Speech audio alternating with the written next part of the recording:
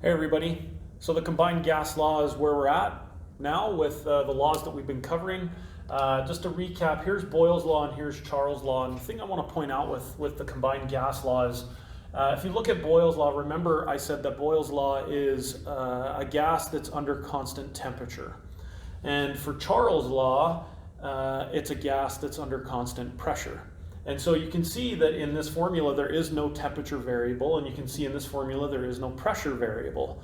But if we were to combine these two gas laws, so unsurprisingly enough, that gives us the combined gas law, where no conditions are constant. Pressure, temperature, and volume are all variable, and we need a formula to show that. And so we just take those two formulas and combine them together, and it looks like this.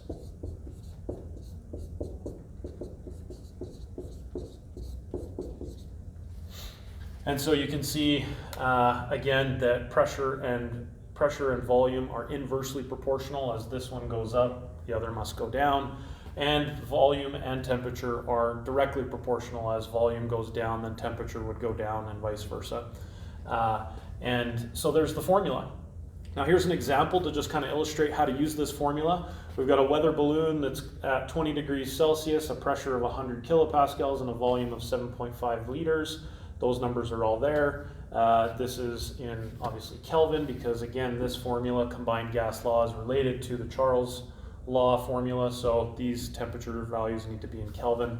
And then we've got a final pressure and a final temperature there listed as well, and we're looking for V2.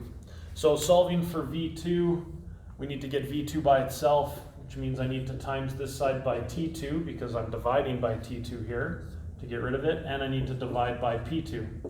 So those can cancel out like that. And so what I do to that side, I have to do to this side. So T2 would go on the top here, and P2 would go on the bottom. So V2 is going to equal T2 P1 V1 divided by P2 T1. And then once you've got this formula set up like this, then you can just take those numbers, plug them into their corresponding spots, and plug those into your calculator, hit enter, and you'll get an answer. So it looks something like this. My T2 is 237 Kelvin, P1 is 100 kPa, and V1 is 7.50 liters. Notice that I'm putting the units in. That's really important that you're putting the units in while you're doing these problems.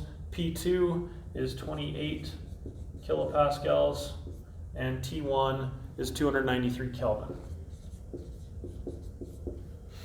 I plug that into my calculator. Again, you can see the kelvins cancel, the kilopascals cancel. I'm left with units of liters, so that means that my answer is going to punch out as liters, and I end up with 22